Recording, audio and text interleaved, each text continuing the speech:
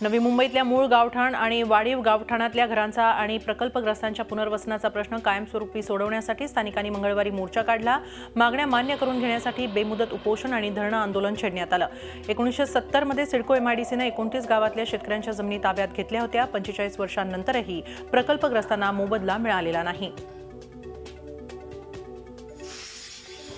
नवी मुंबईमधील दिघा अनधिकृत इमारत कारवाई रोखण्यासाठी स्थानिकांनी केलेला रेल रोको राष्ट्रवादी काँग्रेसनं फूस लावल्यामुळे झाला होता, असा अहवाल पोलिसांनी उच्च न्यायालयात दिलाय।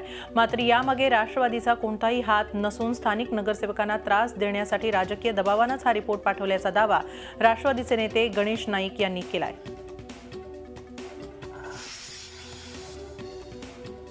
सायन धारावी इथं काल झालेल्या गोळीबारात मृत्यू झालेल्या युवकाची ओळख पटली आहे। जियाउद्दीन हुसेन शेख हा धारावी येथील राजीव गांधी नगर इथं राहत होता। काल दुपारी जियाउद्दीनला गोळी झाडून ठार मारण्यात आलं होतं। खून का झाला याचा शोध पोलीस घेत आहेत।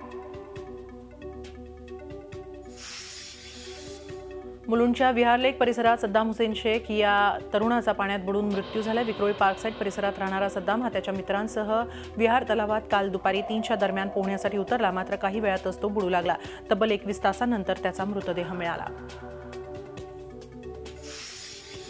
पवई पोलीस ठाण्याच्या हद्दीतील टेकडीपाडा येथील आदिवासी पाड्यात आपापसात मारामारी झाली। त्यात 20 वर्षीय सचिन हेमाडीचा मृत्यू झाला।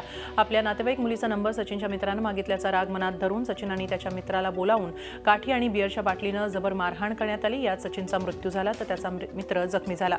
या प्रकरणात एका महिलेसह एकूण 4 जणांना पवई पोलिसांनी अटक केली आहे। कल्याण डोंबिवलीसह घरफोडी करणाऱ्या 2 चोरट्यांना पोलिसांनी अटक केली आहे। महात्मा फुले पोलिसांनी सीसीटीव्हीच्या मदतीनं एका गुन्ह्यात अटक केलेल्या 2 चोरट्यांकडून इतर 14 गुन्ह्यांची उकल केली असून या आरोपींकडून पोलिसांनी 12 लाख रुपयांचा मुद्देमाल हस्तगत केलाय। नोटाबंदीच्या निर्णयाला 2 महिन्यांचा कालावधी उलटला असला तरी जुन्या नोटा आणि नवीन नोटांचा खेळ काही संपत नसून कल्याणमध्ये 500,000 रुपयांच्या तब्बल 20 लाख रुपये किमतीच्या नोटा हस्तगत करण्यात आल्या। या नोटा बदलून घेण्यासाठी आलेल्या 4 जणांना ताब्यात घेत अधिक चौकशीसाठी आयकर विभागाच्या ताब्यात देण्यात आले। अखेर महापालिका निवडणुकीनंतर मुंबईकरांना पेंग्विन दर्शनचा मुहूर्त ठरलाय। 17 मार्चला संध्याकाळी राणीच्या बागेत लोकार्पण सोहळा आहे। शिवसेना पक्षप्रमुख उद्धव ठाकरे यांच्या उपस्थितीत हा सोहळा पार पडेल। मुखात हरिनामाचा जप आणि अंतकरणात भगवंताला भेटण्याची ओढ असणाऱ्या लाखो भक्तांच्या साक्षीनं देहूनगरीत आज तुकाराम बीज सोहळा पार पडला। संत तुकाराम महाराज सदैह वैकुंठाला जाण्याचा हा दिवस म्हणजे बीज सोहळा। या सोहळ्यासाठी गेल्या आठवड्यापासून भाविक देहूत दाखल झाले होते। वीणा, टाळ, मृदुंग यांच्या साथीत भजन कीर्तन आणि हरिनामाच्या जयघोषानं देहूनगरीचा सारा आसमंत आज दुमदुमून निघाला। गेल्या वर्षीप्रमाणे याही वर्षी चांगला पाऊस पडू दे असं साकडं भाविकांनी घातलं।